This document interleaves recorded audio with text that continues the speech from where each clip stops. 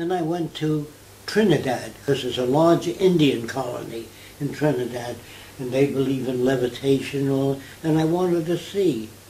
And so this guy sat on the ground, and he meditated, and he went up in the air. And I looked underneath, and there was a hydraulic system, which he used. And I've been to thousands of seances where the guy put a wheel on the table with magnets, and it kept turning by itself. So I had a magnetometer near the wall, and I could sense the gadget in the wall turning that. You understand? Yes. So, that was a logical so the many seances I went to, then a guy gave me a book called Nostradamus. You ever hear of it? Yeah. Yeah. So I read that book. The original French book of Nostradamus is what you want. He was always wanted by the French police for fraud. He used to polish a brass parabolic reflector and get the image from a photograph on the reflector and make it appear in the room. I don't know if you know this, but if you take a big parabolic reflector and hold your hand near it, it appears to stick out in the room. So he would take deceased photographs of deceased people and project it in the room and get money from wealthy people. You understand? That's when in French. The American interpretation was that guy had a lot of mystical powers. Nostradamus said, I can tell you tomorrow's headline without seeing it. So a lot of reporters in the old days came to Nostradamus, and he had it sealed in an envelope, tomorrow's headline, and he gave it to a person, and he had the person take an oath that when you hear tomorrow's headline, you say, don't add anything, but just put down, say what I wrote, and don't edit it or anything else. So the guy said, okay. So the guy came in and says, you know, the Germans invaded England, and whatever there was the headline. And the guy read the letter. He opened the thing. Those are the exact words that are on the headlines. That's what it said. Those are the exact words of the headline. Yeah, because he promised not to edit it. But if you don't know that, it's a terrible thing. Now, in his pocket, he had a pencil and paper, and he wrote the headline.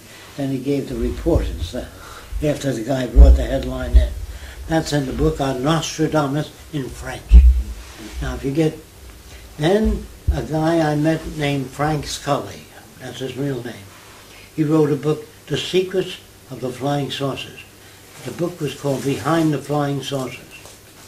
And so he invited me to examine the photographs of flying saucers that people took. So I don't know whether there's flying saucers or not, but I work for them.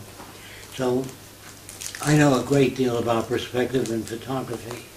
So the saucers that I saw pictures of were about this size compared to the trees in the background. Now I can analyze a photograph and say they are not real. But one photograph I couldn't. There was a 3/4 angle with 3 balls under the flying saucer and windows, that is, circular windows. And I looked it up, took me a while, and it was a chicken brooder from Sears and Roebuck that the guy photographed at an angle. So I said, so far, Frank, there's no basis for flying saucer. Then he brought about, I say, 30 or 40 people in his home that had actually seen flying saucers. I was to interview them. I said, what was it like inside the flying saucer? There's a lot of blinking lights and a big safety belt on the seat.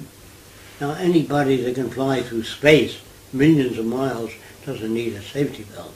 You know what I mean? Yeah. They wouldn't have a million blinking lights.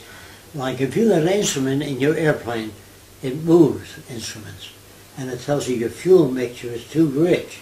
So the pilot adjusts the fuel mixture. But in the future, as the instrument hits that, the fuel mixture is adjusted. You don't need to make an adjustment. Do you understand what I'm saying?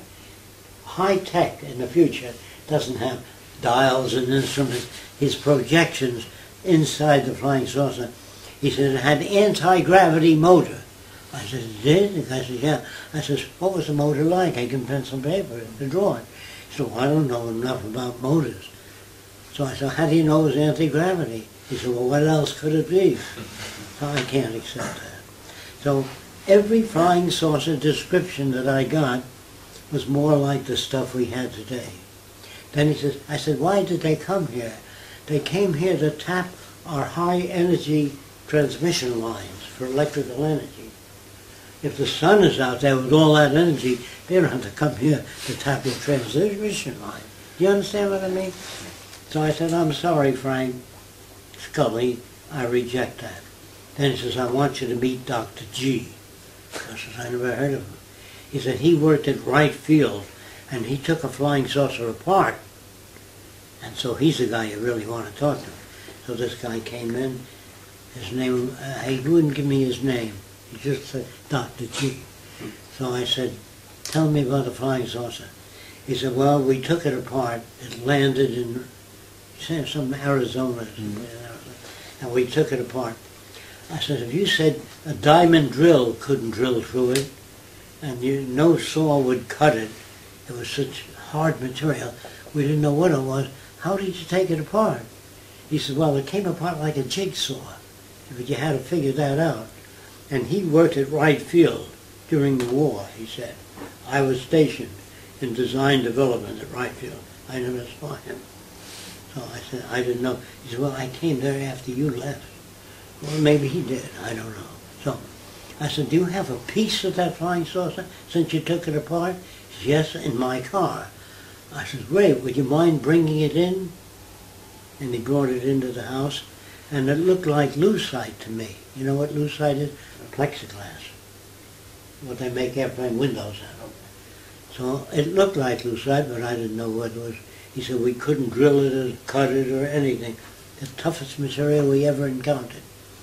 So I said to Mrs. Scully, can I use your oven? She said, of course. So I tied it in a knot.